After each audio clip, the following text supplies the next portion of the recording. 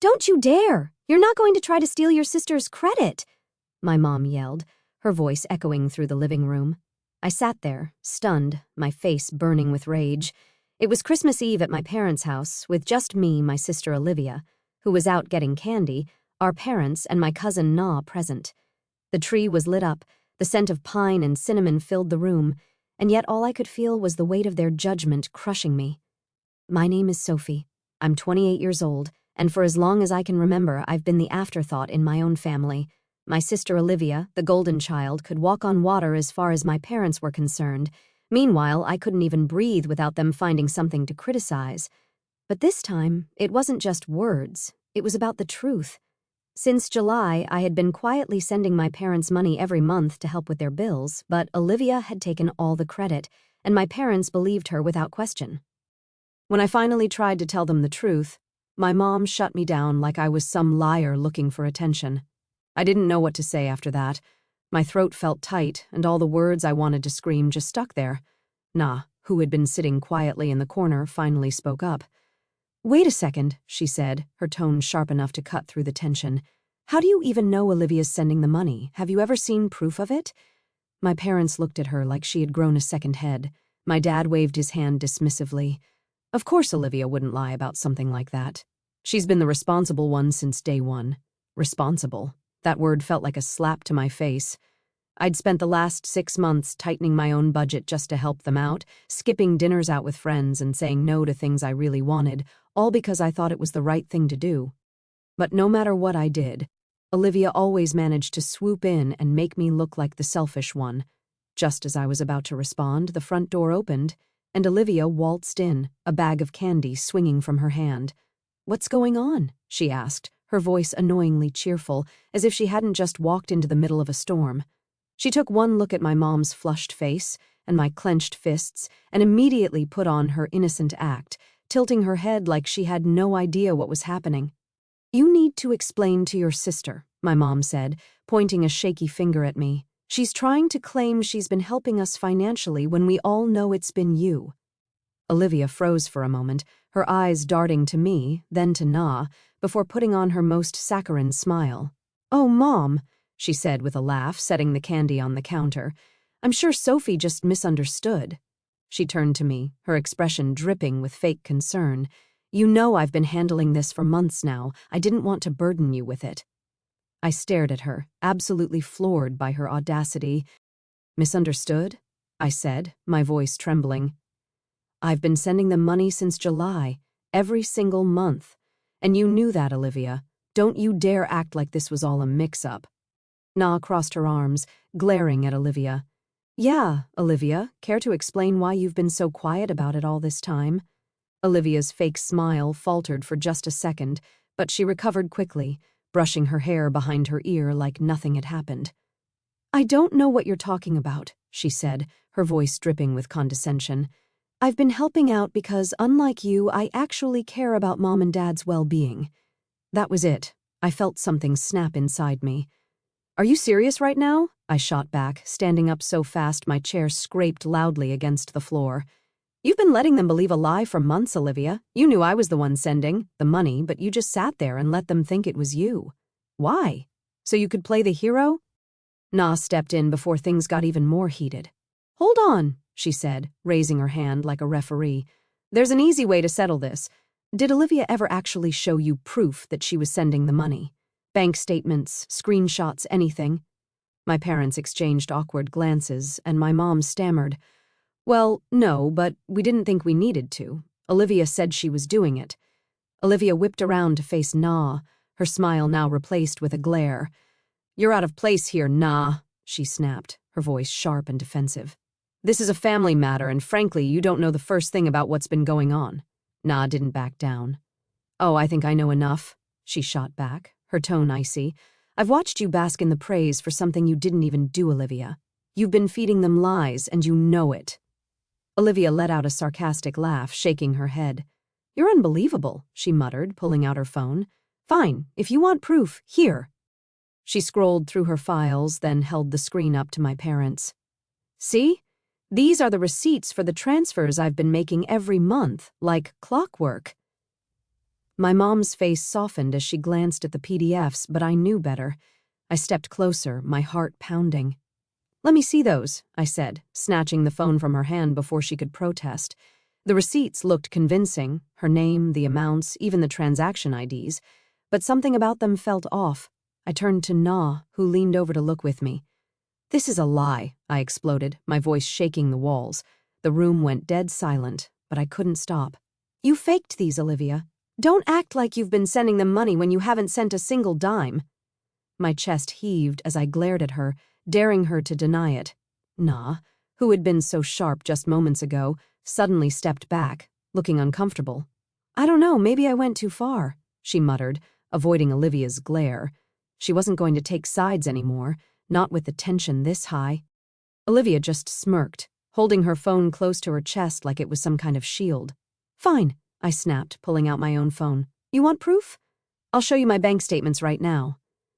My hands shook as I opened my banking app, only for the screen to freeze. "No," I muttered under my breath, tapping furiously. It wasn't working. I closed it, reopened it, and tried again. Nothing. "Come on," I hissed, panic rising in my chest. "It's not working. How convenient," Olivia said smugly, her arms crossed.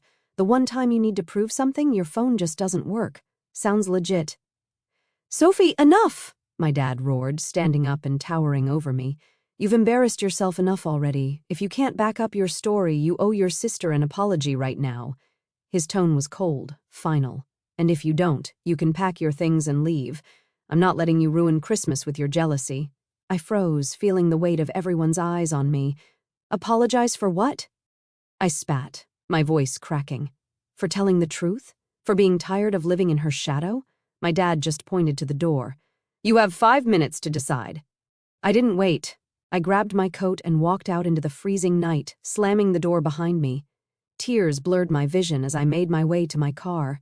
I had never felt so small, so lost.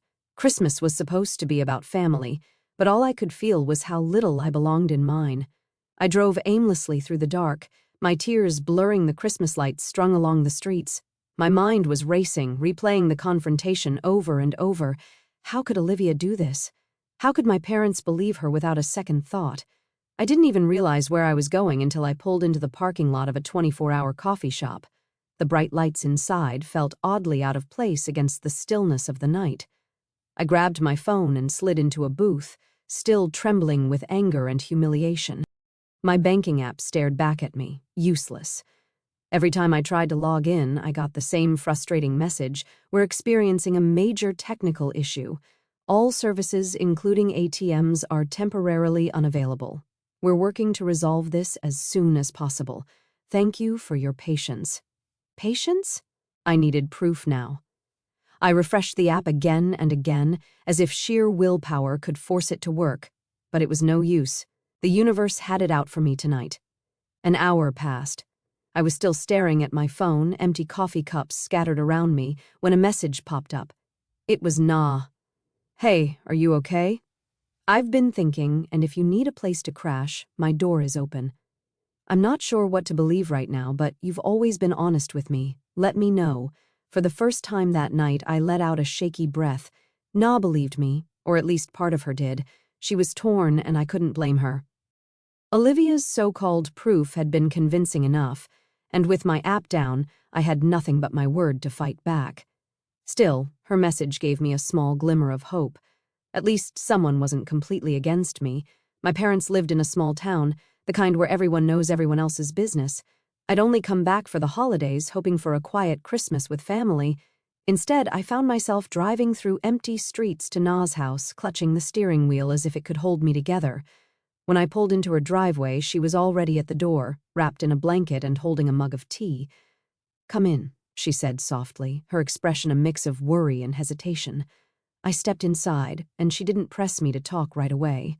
She just handed me a mug and led me to the couch, where I finally let out the breath I'd been holding since I walked out of my parents' house. "I'm not lying, Na," I said after a few minutes of silence, my voice cracking, but I forced myself to keep going. "I swear to you, I've been sending them money every month since July." Olivia knew, and she let them think it was her.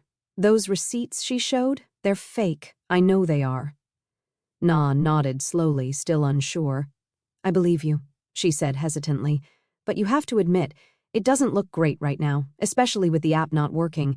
It's like the perfect storm. I know, I whispered, my frustration boiling over. But tomorrow, if the bank system is back up, I'll show them the proof. I'm not stepping foot in that house for Christmas Day unless I can prove Olivia's been lying. Na sat back, looking thoughtful. Everyone's going to be there tomorrow, she said quietly. Your parents, Olivia, the whole family. If you walk in with proof, there's no way she can weasel her way out of it. Exactly, I said firmly. I'm not going to let her keep making me the bad guy. Not anymore. Na gave me a small, encouraging smile. Well, you can stay here as long as you need to, and tomorrow let's hope the bank system is back up. The next morning, I woke up feeling a sliver of hope, thinking maybe, just maybe, the universe had decided to cut me some slack. But as I reached for my phone and opened the bank app, my stomach dropped. The same message stared back at me. We're still experiencing a major technical issue. Services remain unavailable. Thank you for your patience. I groaned, running a hand through my messy hair. Still down, I muttered, tossing the phone onto the bedside table. For a moment, I just sat there, staring at the ceiling, my mind racing for alternatives. How was I supposed to prove anything without access to my account? Na knocked softly on the door before peeking in. Morning, she said, holding 2 mugs of coffee. Her face fell when she saw mine. Still no luck? I shook my head, taking the mug from her. Nothing. I don't know what to do, Na. I can't just walk in there with my word against Olivia's. They'll never believe me. She sat down beside me, tucking her legs under her. There's got to be another way, she said, thinking out loud. Can you call your bank? Maybe they can verify the transfers over the phone.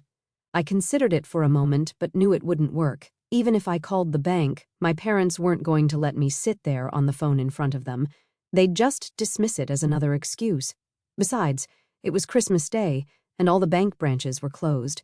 I tried calling their customer service line anyway, but all I got was an automated message. We are experiencing high call volumes due to a technical issue. Please try again later. I hung up, frustration boiling over. Everyone must be calling for the same reason, I said, and now I'm completely stuck. I have to think of another way, I muttered, more to myself than to Na. I can't just show up empty-handed. Sitting at Na's kitchen table, staring blankly at my coffee cup, I felt completely stuck. Every option seemed like a dead end. There has to be a way, I mumbled, more to myself than to Na, who was scrolling on her phone nearby. Something Olivia didn't think of when she faked those receipts. I picked up my phone for the 100th time, scrolling aimlessly through apps and emails, hoping for inspiration. That's when it hit me, the emails.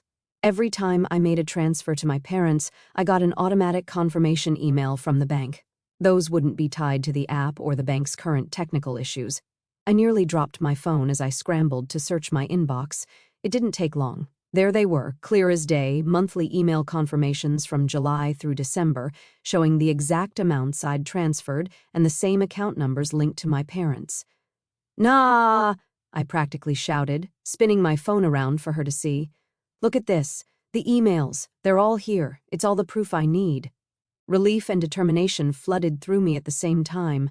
Na's eyes widened as she read over the emails, her face breaking into a smile. You've got her now, she said, her voice steady with confidence. There's no way Olivia can talk her way out of this. I nodded, my resolve firm. I'm going to that house, but only with this proof in hand. If she tries to deny it, I'll show them these emails right in front of everyone. For the first time in hours, I felt like I had control again. Olivia's lies were about to unravel, and this time I wouldn't let her get away with it. As I stared at the confirmation emails, a wave of relief washed over me, but it was quickly followed by a twinge of embarrassment. How had I not thought of this earlier? It was so obvious. But then again, I hadn't been thinking clearly since last night. I'd been too overwhelmed by the fight, the accusations, and the sheer humiliation of being called a liar in front of everyone. My mind had been spinning in 100 directions, and honestly, I was just trying to hold it together. God, I muttered, shaking my head at myself. I feel so stupid for not checking my emails sooner. It's been sitting there this whole time. Na reached over and squeezed my arm. Don't beat yourself up, she said gently.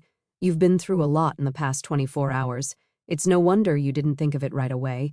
The important thing is that you found it now. Her reassurance helped ease some of the shame. though I still felt a little silly. I took a deep breath, steeling myself for what was coming next. "Okay," I said, sitting up straighter.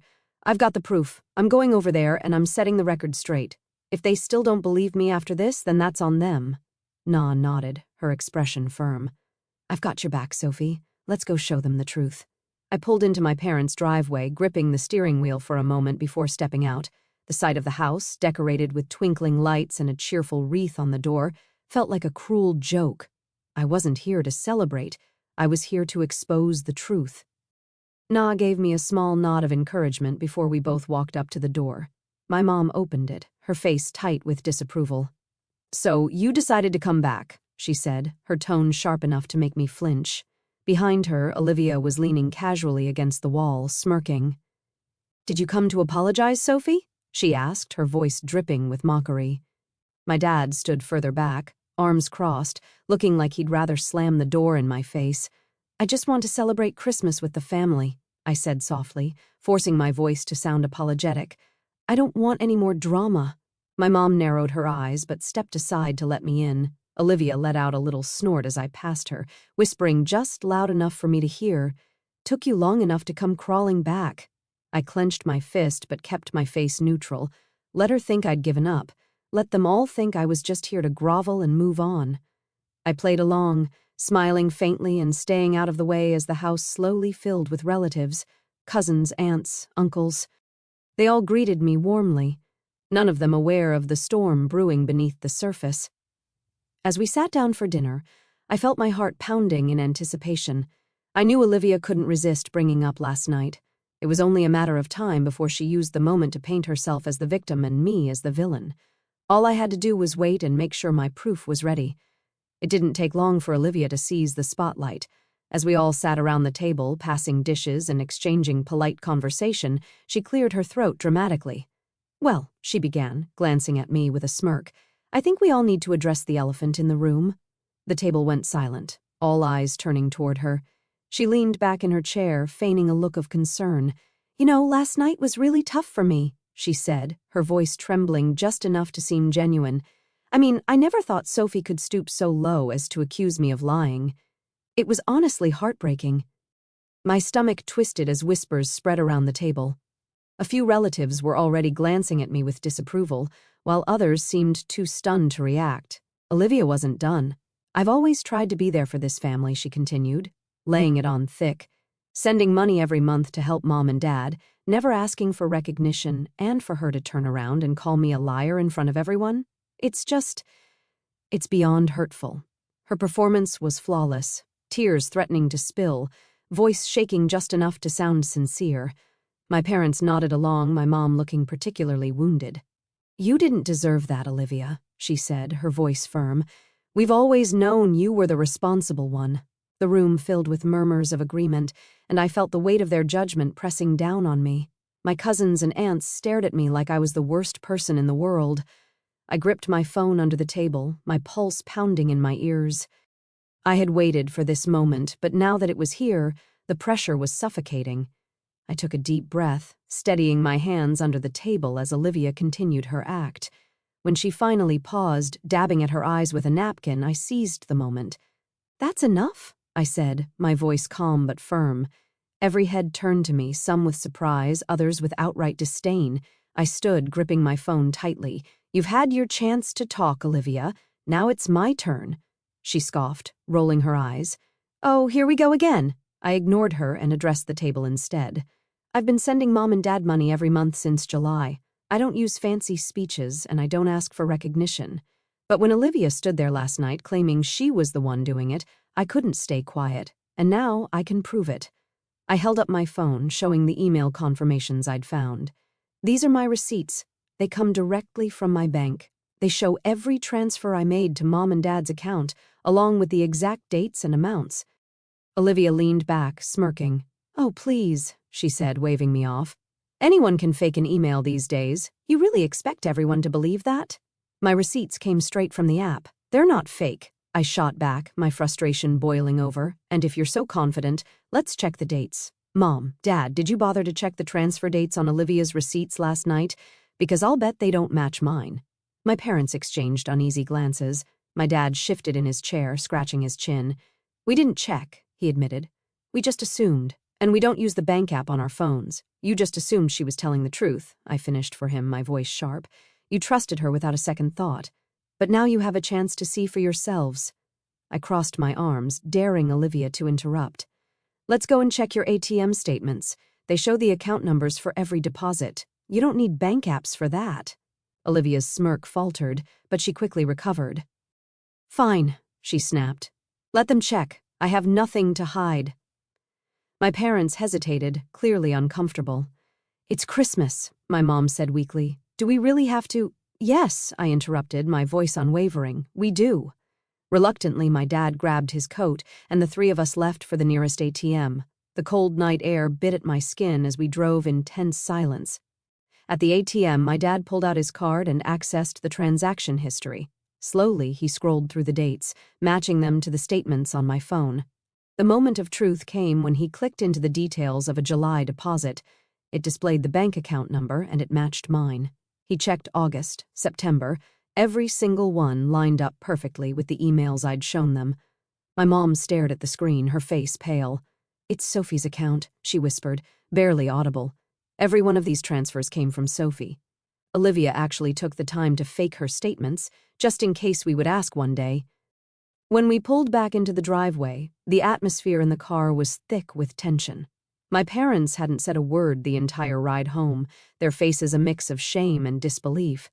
As we walked into the house, the murmurs of conversation in the living room came to an abrupt halt. All eyes turned toward us, the weight of the situation pressing down on everyone. And then we saw Olivia. She was by the door, furiously throwing on her coat and clutching her purse. Her face was flushed, her confident smirk replaced by a panicked, guilty expression. Olivia, my dad said firmly, stepping forward. We checked the statements. Every transfer came from Sophie's account. You've been lying to us. The room erupted into hushed gasps. A few relatives exchanged awkward glances, clearly embarrassed to have believed her. One by one, they started gathering their things, mumbling hurried goodbyes as they shuffled toward the door. Olivia's facade finally cracked. She let out a bitter laugh, tears streaming down her face. Fine, she snapped, spinning around to face us. Yes, I lied, okay? Is that what you want to hear? I lied.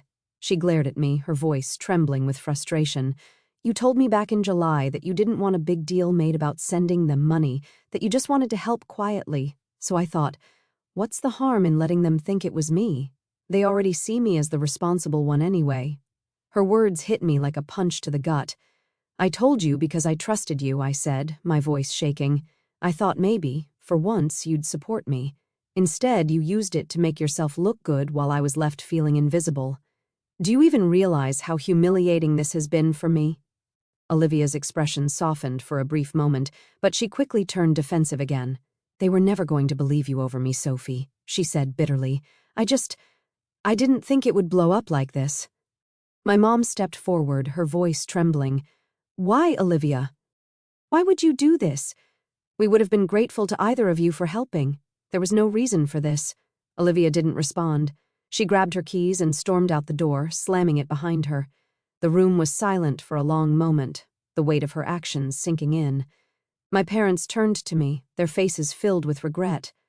Sophie, my dad began, his voice heavy, we owe you an apology, a huge one. We should have listened to you, but we didn't, and we're sorry.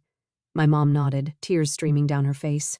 We've treated you unfairly for so long, and this was inexcusable. I don't know if we can ever make it up to you, but we'll try, I promise. I stood there, taking in their words, unsure how to feel. Part of me wanted to forgive them, but another part still ached from years of being overlooked.